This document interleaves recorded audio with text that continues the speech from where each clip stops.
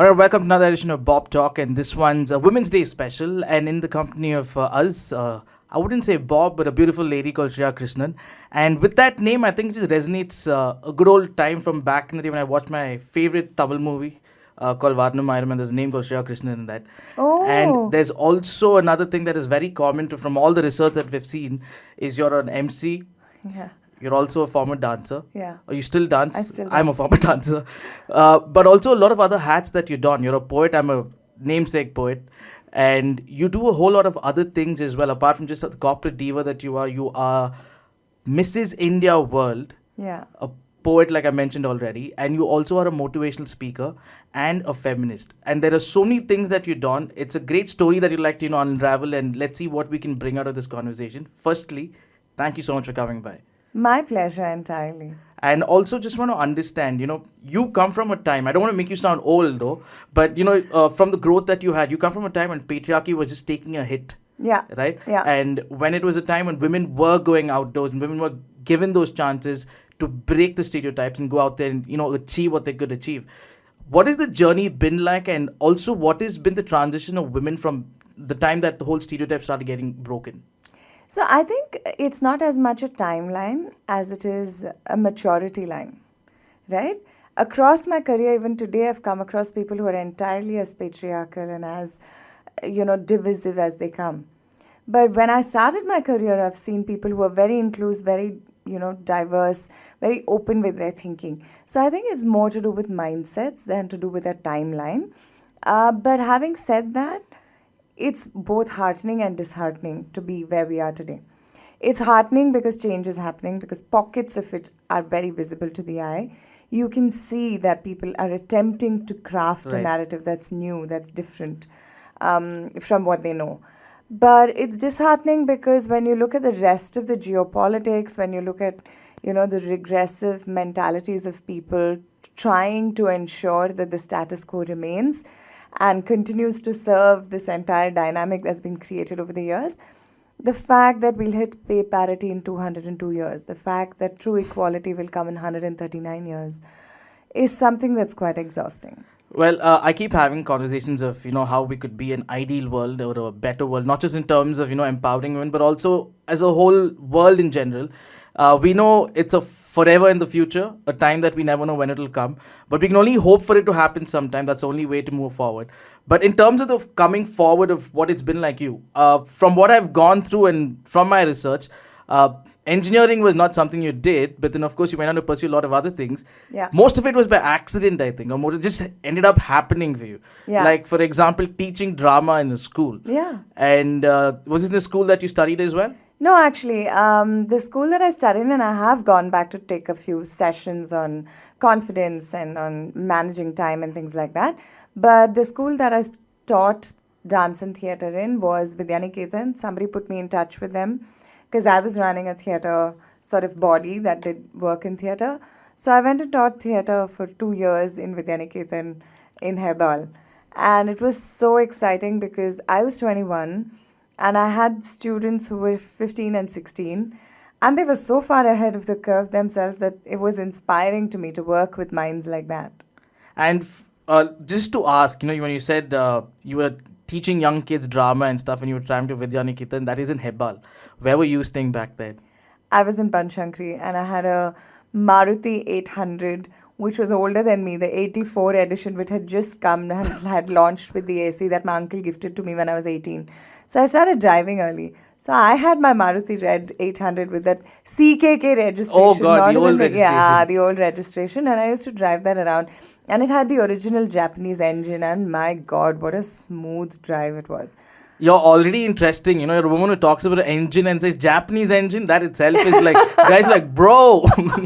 I remember saying something. I said something happened to my fender. And a few of my friends turned and looked around and said, you know what that means? I said, yeah, I have 2 cars. I have an interest in cars. I drive cars. I'd better know what I'm driving.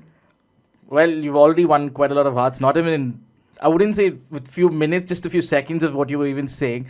But just to go back in time in terms of the drama and, the whole teaching phase of it. So you pursued what education during your formative years? So I did my undergrad in St. Joseph's Arts and Science. Oh, Josephite. Yeah, I'm a total blue-blooded Josephite. Yeah, that's us. That's me, because I'm from the school. Oh, wonderful. No, just so kidding. yeah, it is a thing, right, to be a Josephite. Totally. And so I did my undergrad in chemistry, botany, and environmental sciences. I had a real interest for the environment, which I continue to do work in, sustainability especially.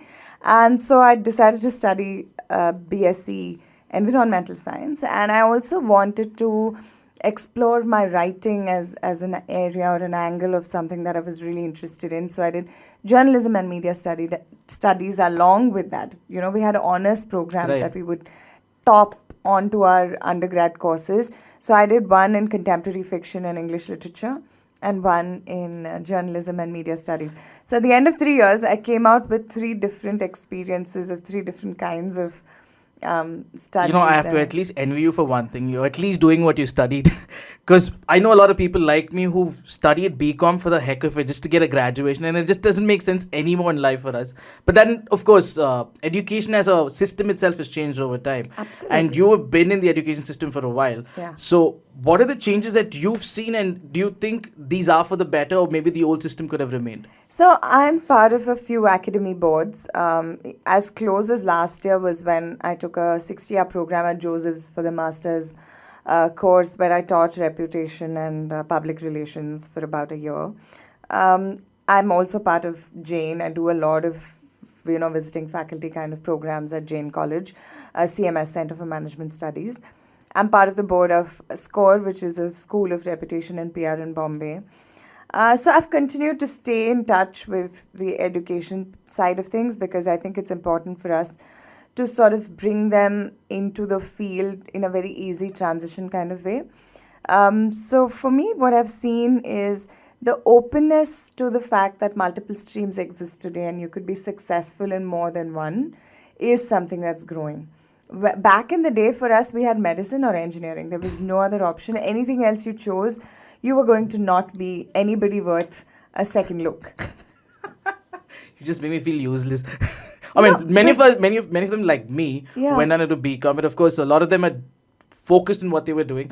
But of course, change is going to be evolving over time, and the system itself is evolved to a huge extent. Yeah. And if someone who knows life to an extent, someone like you who's been in the teaching field, and I think students get a lot more, not just in terms of the teachings of the books, but also in terms of life. Experience, so and I'm thinking you're doing quite the job at that, because we see a lot of kids today. I'm not saying you've made an impact on hundreds and thousands, but whoever you have, you probably would have rekindled some sort of magic, or just spark something out for them. They're very sweet about it. I remember I gave them a really tough test, and then I treated them to truffles burgers last year. So, they're very conflicted on whether I'm a good teacher or a bad teacher because, they get the extremes of the strictness and the kindness. But I think the fun part is the fact that when you engage with students, you realize the kind of energy that they bring to the table is so precious. And if you could work with that kind of an energy, because over time people tend to get jaded. But when you catch them there and you give them the fact that they know that they have choice, right, and they can choose their life and they can craft their life really themselves, it gives them so much of, a power. A backing. And a backing. It gives them power. It gives them internal grounded power, not hungry power for money or wealth or scale, but it gives them grounded power to be leaders and to be able to do the best that they can and bring the best to the table. Wow. For a teacher to say that, I think a lot of students would be, vying for teachers like you, because it's not just about the books, it's also about teachings beyond the books. And as much as I've failed miserably in the books, I'm a firm believer there's more to do with away from the books as well. Now, in terms of your life, it's quite the interesting one, because you were dabbling with so many things. You were teaching, you were doing marketing and communication for something, and then you were also doing dance, I think in the evenings of sorts, and also working for a corporate in the evening. Yeah. These things, it's not alien today. Yeah. right? But back in the day, it was more like, again, I don't want to make you sound old, but No, but I am old. I own my age. You don't look the age that you think you want to mention to us. But what I'm trying to say is, when back in the day, it was more like you were people were very complacent. I wouldn't say because of the opportunities, but because they were comfortable in what they were doing. You ended up going to a 9 to 6 and you are happy. But for you to choose so many careers and dabble with them, one is, of course, how do you find the time? And the second thing is, how do you keep yourself, free of those thoughts? Because each one is different from the other. Yeah. And it's a creative process. Yeah, but that's the joy of a creative process, right? As long as you're good at creating multiple things. Like, for instance, for me, poetry, dance, a lot of the work that I do are all very creative outlets. Some for my body, some for my mind, some for my heart. So all of these creative outlets are ways of investing my time and energy in doing something that gives me joy. I started out early doing multiple things. The joke in college was that, except for the Christian Students Association, the Philately Club, and the French Club, I was part of all other associations. Okay. I was the cultural secretary at Joseph's. So in college itself, I would spend time in college till 10 in the night every day, because I'd just be hanging around, and I would go home only after the end of the day, after all of these things that would happen around me. So I knew that I would get very bored if I just did one thing. I knew my personality is not meant to do a 9 to 5.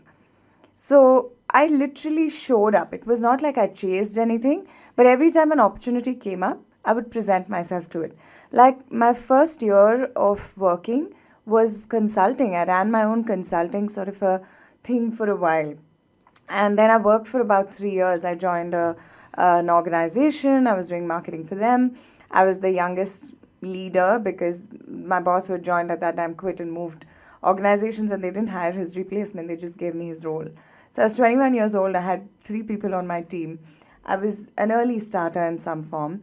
And 1 year into that, 1.5 years into that, I decided I wanted to do my master's. So after 3 years of working, coming out of college and working and doing different things, I decided to, while I was working, do my master's as well. So yeah, it was very interesting. My week would be like, I would go to work, and then I would, anchor a lot of events because I was an MC back in the day. I have done a lot of voiceovers, and you do have the voice. I can tell that. Yeah, today it's a little bit strained, but no, it's still there. So I did a lot of voiceovers, and I did a lot of translations and radio things, and I was in front of camera for television. So I worked in every kind of media / production / advertising formats back in the day. And I remember when I wanted to join college, telling the college that I work and telling my workplace that I have college. So I worked it out in such a way that, anyway, Jane CMS was 8 to, I think, 1 o'clock. So at 1, I would go finish lunch and go to work at 2 and work my time anyway. Hustler from back in the day. Yeah, totally. I didn't know the word for it then was hustler, but now I do. So that's what I did. And on the weekends, I did my gigs and my dancing, and I taught dance, and I did so many interesting things. So when you expose yourself to multiple areas and industries, what happens is you don't have to spend years to grow. In the small time frame of just investing all of these times that you did, you would get such a diverse range of experience. Right. I remember going for modeling shoots and people leaving the shoot to me and going, because I had production, right. Experience. Background. I remember, going into anchoring spaces, and they'd come to give me a brief, and then I'd end up doing, like, NASSCOM now has been my 12th year of NASSCOM Technology and Leadership Forum of anchoring it, and I keep joking. I'm like, you guys just take me for granted because you know that it's going to just happen, But that's the comfort, I think, that people find. When you have a range, it's so much easier because you also know the other side. It's the same with business. When you know what business looks like, feels like, runs like, you also know what marketing should look like. You also know what other areas should align. So yeah, it's been an interesting journey. And when you ask me about time, I think I've always believed that you make time for what you love to do.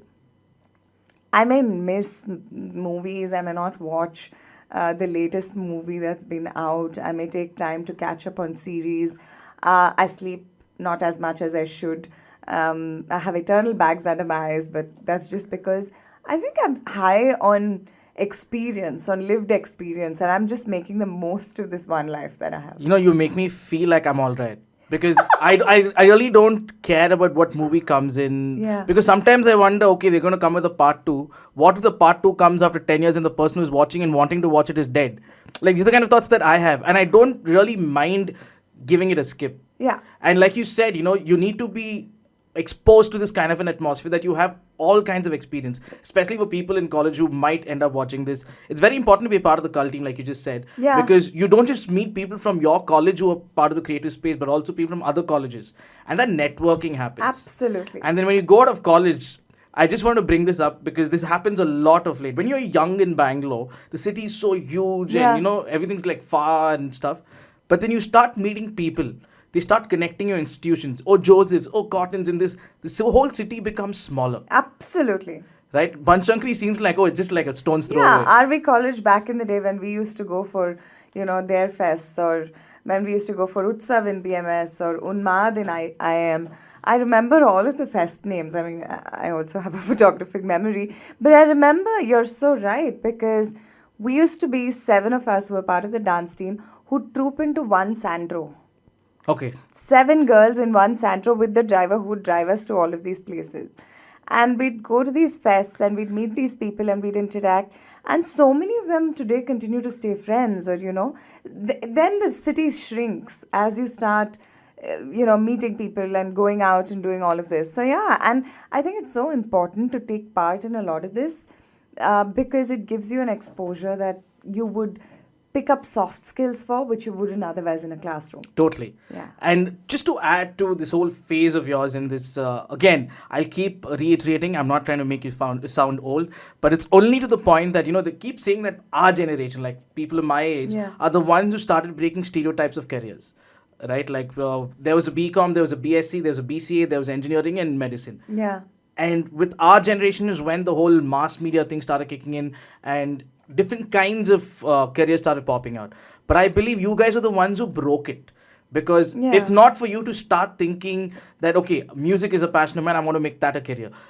Media is a passion of mine, I want to make that a career. If that didn't happen, I don't think we would have found an example of looking at somebody, okay, maybe that person can do it, we could do it too.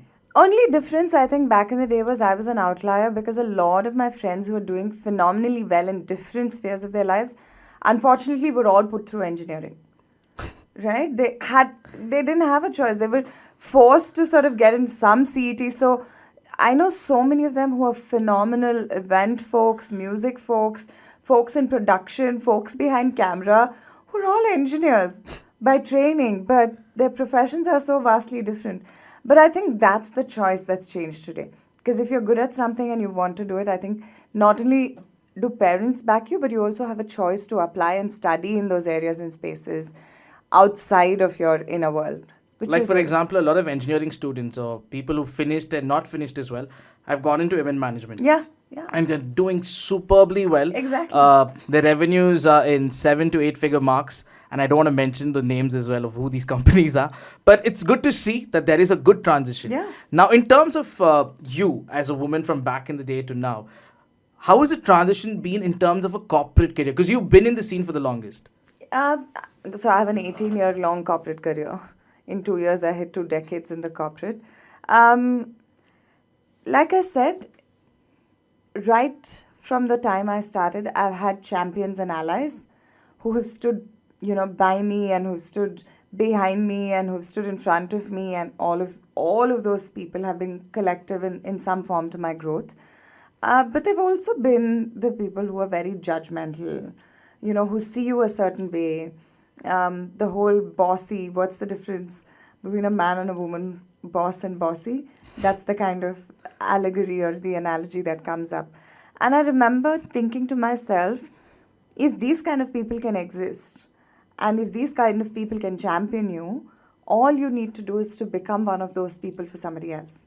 Pay it forward, right? If you've had people who champion you, the only way you can make it easier for the next generations to come is to champion them, is to create safe, equitable workplaces, is to be inclusive, is to not be judgmental, is to not stereotype, is to allow a person the freedom and the wherewithal to be the full range of the personality that they are. Right. And that doesn't happen very often. So to have that range, to build that range, to create that ecosystem, you need to play a role. So, but what I have seen is it's become a lot more intentional. Like it's come now into boardrooms, into conversations saying ESG is important. Corporate social responsibility is important. It's important for us to look at inclusion and diversity with a very massive lens that brings people together. So that's very heartening. That's the change that I've seen in the boardrooms of this taking value, and the fact that there is statistics and numbers to prove that if you're more diverse and if you're more equitable and inclusive and if you have social impact and your ESG values are right, your profitability is that much more, your growth is that much more, your brand is known that much better. So there is amazing value in to be able to see the fact that these conversations are today mainstream and are not anymore, let's just tick it in the box. There are still people who are on that journey where it's still a tick in the box, but it's better that it's still a tick in the box than not being there at all. I mean, there's a huge difference from at least say 5 years ago also. It's massive changes have happened. Yeah. But in this line, when you talk about women empowerment, I don't see any man who's in the right mind would say no to women empowerment. Yeah. Right? They also say men don't like strong women, which is I believe, is a farce. The reason being, men like strong women, but sometimes it kind of gets a little overbearing on them, I feel. I'm not saying it's me or something, but I'm saying people around with the experience. It gets a little overbearing, and hence it looks like men don't want to be with that person. So what would you say that, to better, like say, it's all about making sure the equations are right. So how do you say someone can work that out? So I think relationships are fundamentally built on respect and then love. If you can't find in you the respect to respect somebody who's a super achiever or who's somebody who's sort of had a journey that's probably very different from yours, you will find it hard, irrespective of gender. This has nothing to do with gender, right? It has to do with being able to see your partner for who they are and celebrate them and support them and be present for them across the board, irrespective of what's going on with you. I think that takes a lot of work. I think relationships in general take a lot of work. It has nothing to do with gender. But where gender plays a role is the way you are looked at, right? Who said that masculinity needs to look a certain way?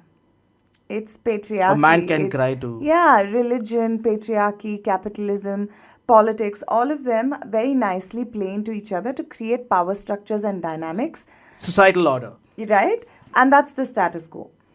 But if you were to look outside of that, aren't men suffering because of patriarchy? Yeah. Who's to say that the most capable person for the job should be the one who wants to do it and not the one who can do it? Right? Look at the expectations that are placed on men. Look at the fact that men have no safe spaces. Men find it so hard to be vulnerable. Toxic masculinity is still such a problem. They are suffering just as much. So when you're talking about empowerment and equality, it's for everybody. It's a seat at the table for everybody. And gender is no more binary today, right? You have such a spectrum of gender. Today, there are 26 recognized genders that exist. It's something that is an ever-learning process for me, because I tend to... This is a topic I really love to discuss on, because of the fact that biological studies are the one side, then also there's an evolution. Now I believe, not just from a religious point of view, because I know even in the Bible as well, or any religious book for that matter of fact, has evolved over time. And people have evolved over time. So you tend to have people with the mindset who are more broader minded to think will evolve over time. But sometimes what happens, like for example, of feminism or even the whole gender dysphoria whole discussion that comes through, is that, for example, feminism, for matter of fact, today, maybe because of social media's construct the way it comes across that it's more man-hating than women empowerment and equality. No, that's the perception. See, feminism itself is layered, right? There's first wave, second wave, third wave, fourth wave. There's so many waves of feminism. Feminism, at the simplest explanation of the word, stands at equal access and opportunity for all. Now, that is non-debatable. The fact that feminism is for everyone.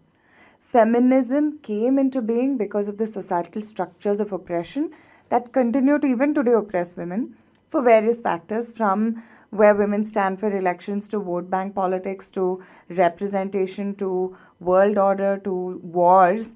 everybody who's suffering at the butt end of the structure to such a high degree are women and non-binary people, right? Are the minority genders. So the structure is built in such a manner. And feminism is a way to change that structure so that everybody finds a seat at the table and inclusion is accessible to all. So feminism is not man-hating. Feminism is not, it's about my feminism and your feminism coexisting, and for them to coexist in that form and manner. I may, as somebody, want my doors to be opened and I may want chivalry, or I may be somebody who says, I'm sorry, I'll carry my own bags, I don't need help, I'm hyper independent. But for me and that person to say, I'm okay with yours, you're okay with mine. That kind of maturity that comes with being able to say, I see you, you see me, and can we both just be? I really like the fact that this dialogue is so amicable, because usually when there is a discussion about this, and I've had this discussion about LGBTQ or even in terms of feminism, it has always been repulsive. There's never been a healthy dialogue where it's an exchange of opinions, because some people think it's more of a push on. It's not mansplaining at all, but like if I need to know you, I need to know you what your thinking is. Yeah. That is not the way of approach when someone's wanting to explain or educate somebody on a certain topic. It more comes across very harsh. And if, for example, someone who's educated may, like, it might be a little dramatic, may walk away. But for someone who doesn't have any idea about what this entire whole feminism or women empowerment is, when they want to learn it, they're very eager to learn. When somebody comes across very pushing and repulsive, it tends to put them on the back foot. Yeah. Have you seen this come across? Yeah, because it becomes a debate. It's not a debate. Fundamentally, feminism as an idea is an ideology that says we want equal access and opportunity to education, to jobs, to health. When you look at the world and the way the numbers are skewed, access for women to jobs, women graduate ahead of the curve statistically. Their marks are better, they do better. But then they drop out because, again, societally they're structured to be nurturing, to be at home, to be mothers. So society is not structured in an equitable way, in an equal manner. To change that narrative is why you need feminism.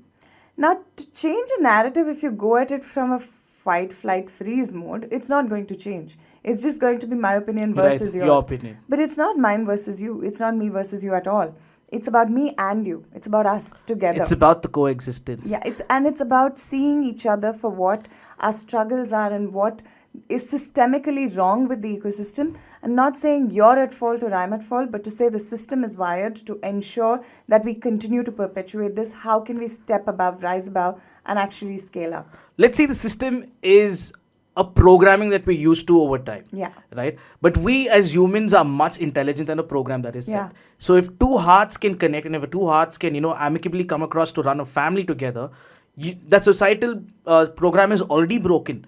But somewhere in today's time, what's happened, I've seen this happen across with a lot of my friends. In the name of feminism and women empowerment, what happens is families are broken because of the fact that success takes a bigger priority in terms of holding on to a family. Well, a man and woman, a lot of people believe, have to be together. It's a coexisting world. Yes, both of us have our lives, but you need to respect the time and space of each other as well.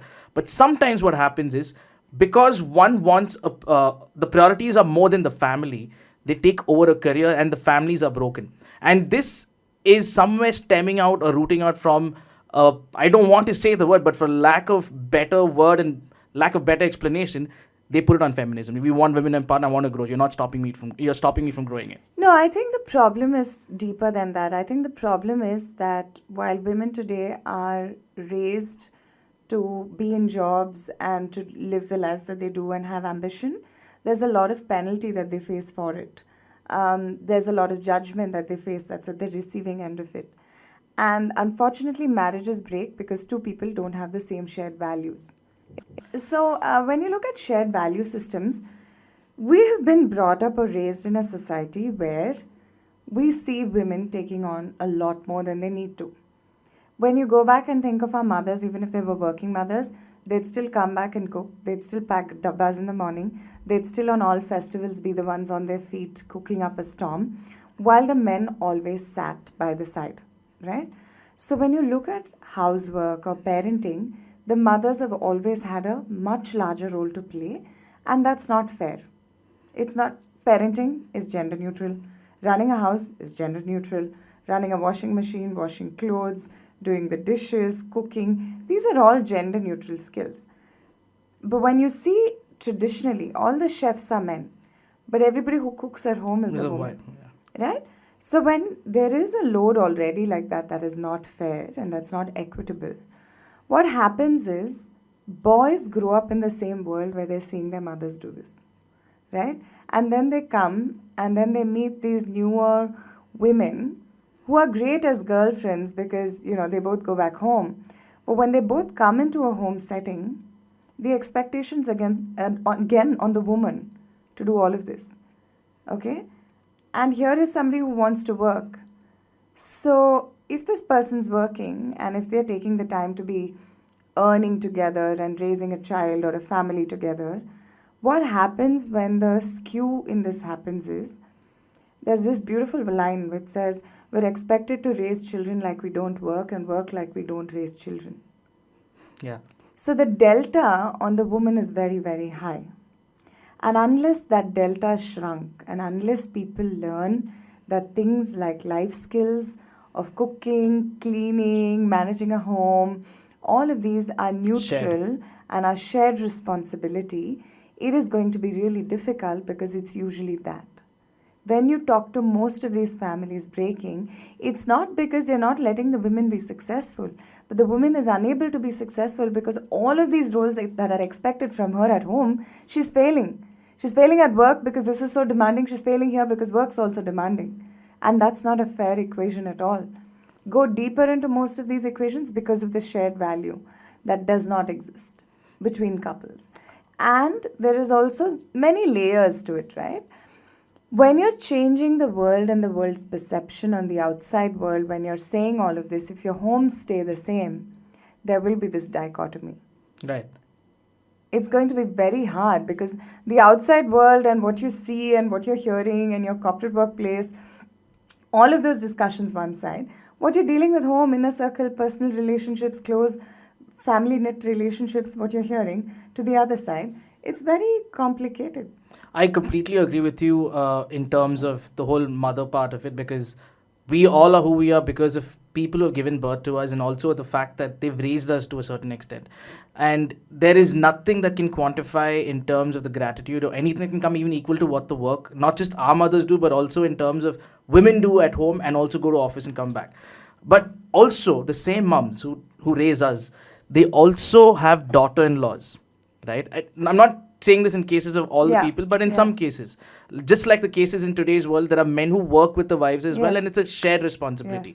Similarly, there are also families where the mother-in-law, being a woman, at times tends to make sure the daughter-in-law is doing all the work at home, though she has to go to work and come back, and the guy is stuck between the mom and the wife. And that comes because what, a lot of women resource in patriarchy. Because without that patriarchy, if you see, perpetuators of patriarchy, a lot of times more women. Women decide to give chicken in the chicken curry to the men and will eat the gravy or give the gravy to their daughters, right? The sons and daughters thing. So the approach to equality is dialed towards patriarchy and towards the men by the women in the house. You know why that is? Because they don't have their own power.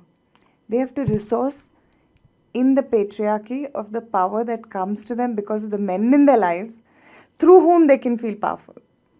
Whereas imagine a world where when men and women both had access to equal kinds of power, then it's not about who's doing what, right? Then it's about sharing the responsibility in such a way that all of it is based on capacity, capability, and interest.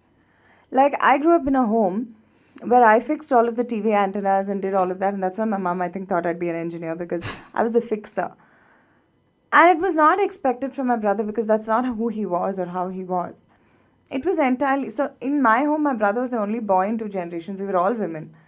So it was about who's good at what. It was never about whose job it is because it's a not gender. Diversifying based on your gender, right? So when you grow up in an environment like that, it's about looking at it very differently. Now, do we look at the world that way? No. because most of our upbringing has been very gendered, with the lens of gender, with whose job it is to do what.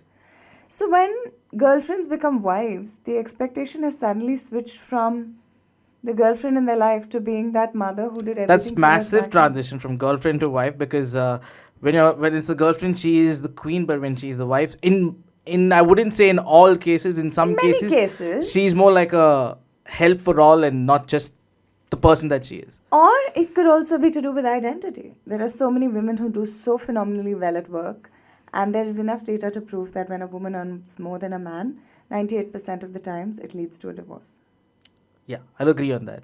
And that's the case that we've seen in our circles as well. But also, sometimes what happens is because of a certain precedence and an example set.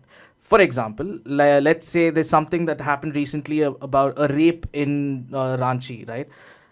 Yeah. If a foreigner looks at it, he would say, "Man, India is like this." Unless somebody who's part of the incident says, it's a safe country. But otherwise, the brand is already built. India is like Yes. this. So similarly, when something like that happens to somebody, like some families break, or even in terms of someone getting hit or knocked out because of a person's aggressive ideology about feminism, that sets a bad example, doesn't it? Because people who want to also come in, I really am a person who wants to believe in equality and empowerment of women. But suddenly when I see pseudo feminists, it kind of puts me back. And the case is with many people like me as well. The kind of violence, the kind of perpetuated patriarchy, the kind of sexual violence, discrimination, and abuse that women go through is so high in comparison to one or two or three. There was one bra that was burnt in all of feminist history. But somehow the idea of a feminist is this bra burning woman who's screaming on the top of her voice. Nobody really visualizes this soft-spoken, gentle woman who's also resisting and rebelling the patriarchy in her own way. So the way we will look at the world is to say, oh, this one person did one thing and then the entire narrative that existed before doesn't exist, and these are the people who are doing that, is our lens or our experience of the world. But if we were to look for data, and data speaks volumes, right? If you look for data and find it in the right places, you will know that there are so many areas where one or two of these stories become like the poster child or the poster boy or the poster girl of every narrative that's built around it. Whereas in reality, the data that's beneath the surface is a lot more layered, it's a lot more intense, there's a lot more to learn. But somewhere it caps. And that is the limitation of algorithms today. You will see more of what you look for, what you look at, what you read. All of that is now curated to you, which is why political propaganda is so easy, right? Because you can easily shape minds. So yeah, when you look at this entire spectrum, it needs to be a lot more inclusive because it needs different kinds of minds, different kinds of approaches, different kinds of personalities. But what it fundamentally needs is openness to change the context and to understand. We're open to understanding. Oh, is it? Because this has been my experience. You could have had the opposite experience, and that's real for you because that's your experience. That doesn't negate either of our experiences. They're both true. I agree with you to a certain extent because I don't like the data part. I'll tell you why. Because we as humans, we are beyond data. I know we get programmed in a certain way because of the content that we consume, and we tend to think like similarly, political propaganda and similar on those lines, right? But then as humans, we are beyond all that. And I believe a lot more that we have a higher thinking. We are a superior species in this planet for a certain reason because we have built this world to a certain extent where it is.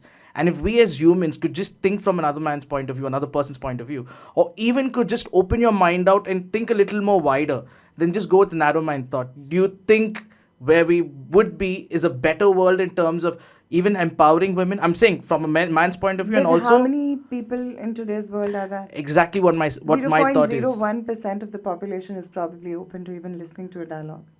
Agree. Right? That's the same thing as what I'm saying because we are making assumptions and things based on data and experiments and people. No, we're not. It's not that. What I mean to say is the most unsafe place for a woman is her home. Statistically, data proves that, right? The most amount of discrimination, workplace harassment, sexual harassment in India that women have faced is 100%. That means every woman you know has had some form of discrimination, workplace harassment, sexual harassment she has experienced. Right? That is the data I'm talking about. That data is there for you to see. How many rapes happen, how many get reported, how many don't, How much of this is changing is there for you to see. Right. So I'm saying understanding that over one viral video of something, to go deeper into saying, okay, this is what they're saying, but what is the real story? To choose to get information from multiple points of view and not just one, because all of media today is slanted. Yeah. Agreed. So to get a diverse view, you need to have a diverse range of things that you're consuming from. And also, just to add to that whole slant of the media thing that I want to add is, we right now in a very divisive environment. Yeah. We're now divided based on religion. Tomorrow it'll become caste, and something I hate to say it, but it is going to happen if we continue to go this way. Yeah. Is it'll be based on man and woman, and the woman will be asked to go back It's to the already kitchen. there.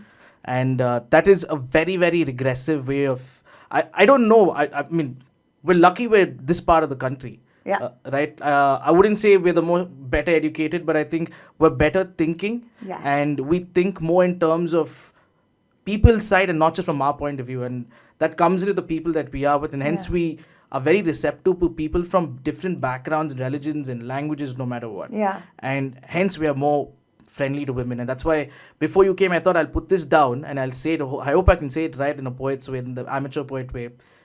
You're a being that is so loving and kind that you're a constant on a man's mind. You are very strong and demure that sometimes you even have to teach a man to mature. You are a woman.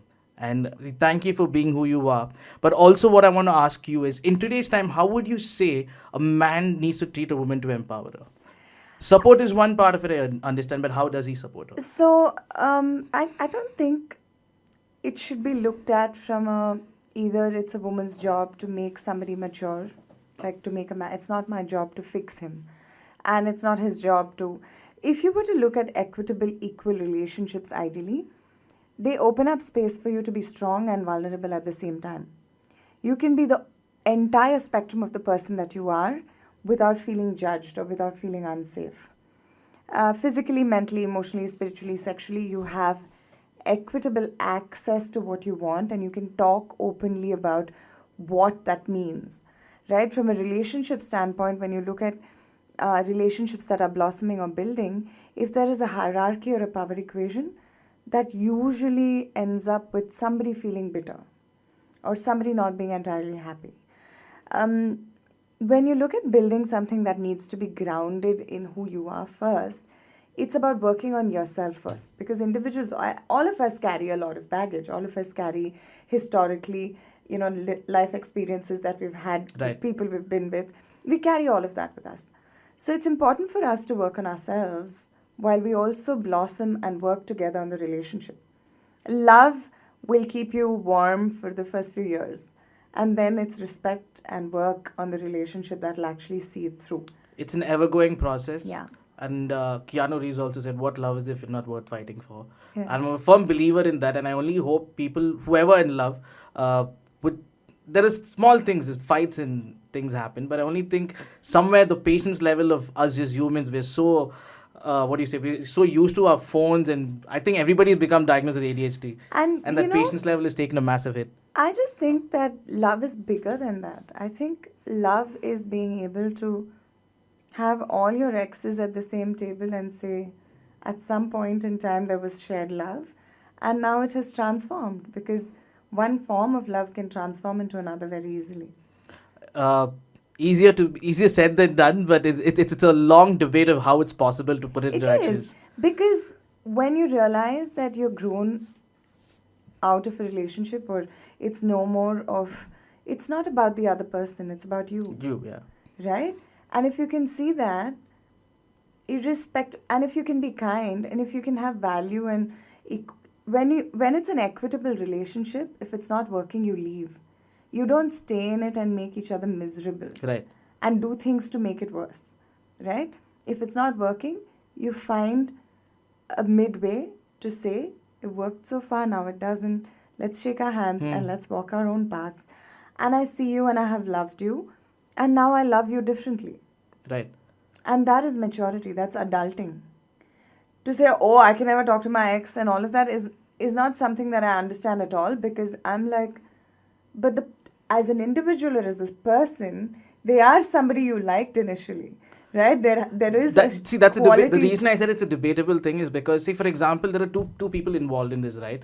Now, one is say, okay, we'll be friends, we'll talk, connect. I'm not saying be friends, but even have a connection of sorts, stay connected. Sometimes what happens is the other person, you may not have any sort of an emotion or a feeling, but because you're in a connection with somebody, that feeling or that emotion tends to build over time. And it could happen to the guy, it could happen to the girl as well, and it's happened to a lot of people in mine too. And hence I'm saying maybe it is not meant to be connected. Maybe you are aware of what the person is, you're happy being aware Yeah, of what the person is. I'm saying there's no animosity. Yeah, no I'm not animosity. saying, Yeah, I'm saying you can still love the person from a distance. The you can never hate the ones you the love. tactics of it are different, right? Tactically, you may decide to not stay in touch, Right. and I'm not saying that it's about creating that. I'm saying it's about respecting and loving that person in a different way, and to be able to share a space with them if it comes to that in a very mature sort of an access, because that's when you realize that the onus of how it changed, what it changed, how it ended, all of that is shared, but you have outgrown somebody. That doesn't make them a bad person. Yeah, you don't go hating your life at someone, because that's not the way to go about. And I think love is a lot more universal than just romantic love or intimate love that we talk about. Right. I think the kind of love that I've received from sisterhoods and from my friends and, from strangers in places that you wouldn't even imagine that it would come to you. I keep saying that, when you truly experience customer service, it's not customer service you're experiencing love for a stranger, a strange Right. human being, and you're being kind to them and you're being nice to them for no reason at all. I think love is so powerful and potent that to limit it to just, Two people. romantic relationships is very I mean, narrowing. there is, see, like the word love has many forms. It could be Yeah. there between brothers, it could be there between Yeah. friends, it could be Yeah. there between a teacher and a student, and in various forms. But it doesn't really, sum up to being intimate or physical or Yeah, romantically and that's involved. one aspect of the many kinds of Yeah. love that exists. So, which is why I feel that, if you're able to bring love to the table in context of work, in context of feminism, in context of debates, if you can use love and respect as your framework, you're able to connect much better because you see the other person for what they are. And like you just said, I actually love this conversation. I respect the fact that we even had this. And to, like, I had a certain ideology, and it's okay to, unlearn and learn. It's okay to learn from somebody from the opposite opinion side as well, because sometimes it tends to get, it's like a battle that you've lost, but it shouldn't be that way. I think No. that's what we need to learn as a society, where when you learn from somebody, whether you get talked out of a certain topic, it's not because you've been beaten, it's because Yeah. that is making sense. Yeah. Right? And I'm glad that we spoke. And also, if you were to say in today's time, for women to get to a certain level, like ambitions and career and all that, keeping the challenges in mind today, I understand the sexual harassments and all of that is there. What would you say that, for them to tackle this and move ahead up the ladder? So I think it's a combination of a few things, right? I think first it is belief in the self. A lot of us have self-worth problems. We seek validation. Confidence is usually the question that I get asked most is about, how are you so confident? What can I do to be more confident? I think first to resource in yourself, to work on yourself, to invest in yourself, to grow yourself across the board, personally, professionally, in the society. All of these interactions to work on multiple aspects of who you are, for you to be able to see your strengths and weaknesses, and for you to be able to go inwards, because I believe so much of the work is internal for you to show up a certain way externally. So I think the first step would be that, to go inwards and to start early, start journaling early, start thinking about goal setting and vision boarding, and start practices that support your growth across the board. Because you can have aspirations that are personal, you can have career aspirations, you can have aspirations to do with love, you can have aspirations to do with your hobbies, with travel, whatever that may be. Continue to work on each of those aspects. The other thing which I think is so important is to understand the relevance of financial independence. The fact that you're not needed all the time at home is something that everybody should remember. And it's easier to find something that you need to do and have a purpose for yourself, because that also does better for you as a parent, as a, as somebody at home, as a spouse, or as a partner. When you have something to call your own, you show up a lot better for everybody around you. To invest in your mental health, because I think that is very, very important, to see maturity and balance, and to be able to really work on what does that look like. Because so many of the values that we have today are so scattered that there is no grounding in the ecosystem. You really need to ground into who you are, into your roots, into what you believe in, into what you think is. And that can be a different set of things, right? There's no prescription for it. But what you subscribe to as an ideology needs to be very deep-seated in who you are as a personality, Right. or as a person. And that's so important. So I genuinely believe women can have it all. It's just that about navigating the world in a way that works for you, at the same time doesn't destroy the world around you. Your words as beautiful as you are, and I don't think you could have put it in a better sense for people to understand, because everything that you just said is not just resonating with women themselves, but also for men who tend to have these thoughts about will they do something, and everybody needs to have some sort of a belonging to have that kind of a confidence. And for women in today's time, I wouldn't say just today's time. I think I'm still like stuck in like 2001, I think. But for women in general, I think this is like great inspirational words that you've just given. I don't think you would believe what you just said. Like in terms, I'm saying it's inspiring. It indeed is, because I know a lot of women need some sort of backing, some sort of motivation. Instagram is an algorithm. I believe whatever you watch, you consume. It's not going to happen all the time. But when someone who's experienced and says that to you, it makes a huge difference. And not just that, find real mentors. Find safe spaces, create safe spaces, build spaces and ways of expression, and speak your truth. Don't be afraid. I think fear cripples you. But when you rise above that fear, it really releases you and gives you a freedom that shows you that you always have choice. Fear is okay. Fear is good to have. But it's not... It's that conquering of the fear that needs to happen. Yeah. Fear is an okay thing to have. It protects you most times. But to see fear for what it is, and to ensure that it doesn't hold you back, and that it doesn't, block your path, is what... But do you believe fear is just... it's just a door to get out?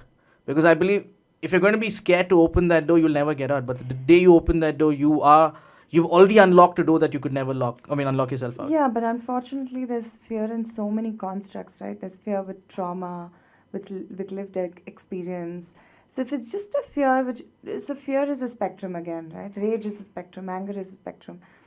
I've realized anger is so much more resourceful than fear. It's more productive at times. Yeah, because if you channel anger the right way, which is not destructive, constructive anger is one of the most powerful things to have.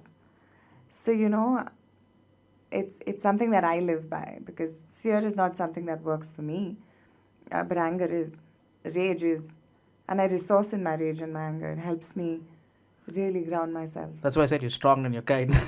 But also, just to understand, so I have, every one of us has a certain thought or a certain line that we believe in motivation and stuff. What is Shreya's?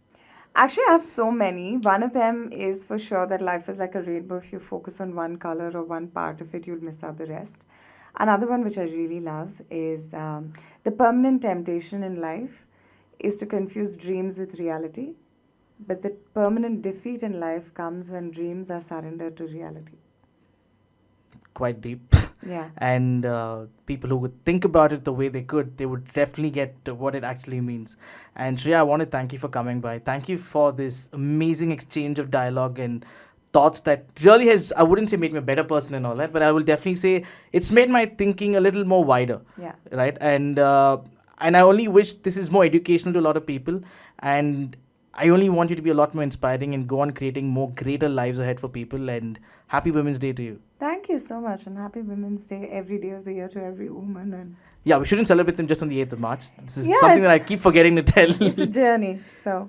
Every day is a celebration, and celebrate every woman in our lives. Every person. Every person, okay. Friends and all, so let them be. Thank you so much, Shreya. Thank you so much. It was lovely.